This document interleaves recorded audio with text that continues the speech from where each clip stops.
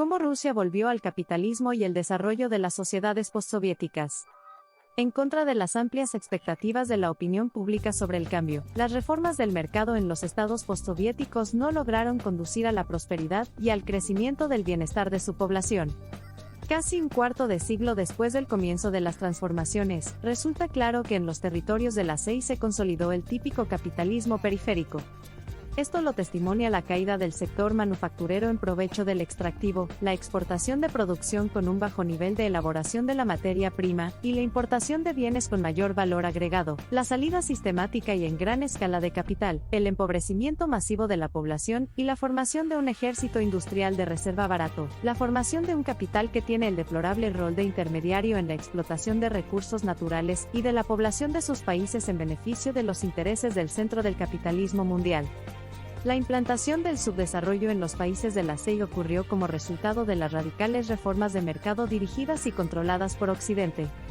Para ello, se aprovechó la degeneración de la burocracia soviética, parte de la cual actuó en provecho de las transformaciones capitalistas, tratando de apoderarse de parte de la propiedad estatal. El contenido social de las reformas, está claro, fue la implantación de élites prooccidentales provenientes de la burocracia local y del medio criminal.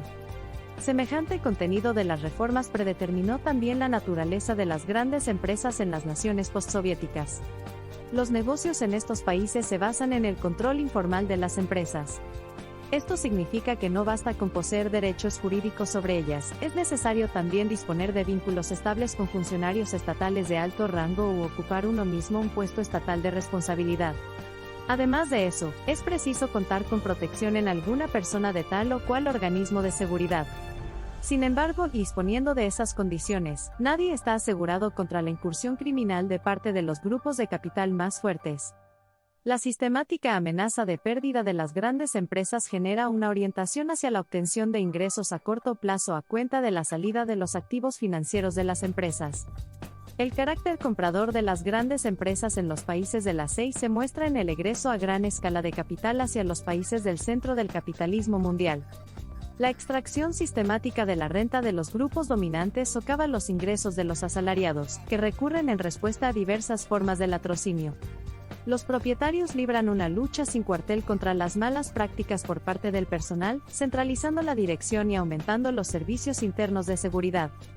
La salida de capitales de las empresas y su colocación en Occidente, el pago de gente necesaria en el aparato del Estado y el aumento de los servicios internos de seguridad socavan el proceso de acumulación de capital en las economías de los estados postsoviéticos.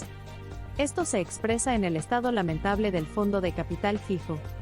Por eso sostuvimos que las reformas económicas en el área postsoviética se presentan como un caso típico de implantación del subdesarrollo.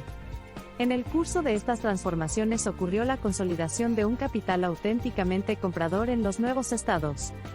Con sus intereses económicos, está ligado a los intereses del capital de los países capitalistas desarrollados, como su socio menor. Esta clase dirigente alcanza el enriquecimiento gracias a la ejecución de su función primordial, la de intermediaria en la transferencia de una parte importante del fondo de plusvalía generado por el trabajo de su población al centro del capitalismo mundial. Por eso no puede asegurar la modernización de la economía ni mejorar el bienestar interno. Las inversiones necesarias y los salarios dignos no son compatibles con la salida a gran escala de capital. De esa fuente procede también el carácter autoritario de las grandes empresas en los estados postsoviéticos. Solo la fuerza o la amenaza de su ejercicio permiten el disciplinamiento de los trabajadores, en contextos de reducción sistemática de sus salarios y constante falta de inversión.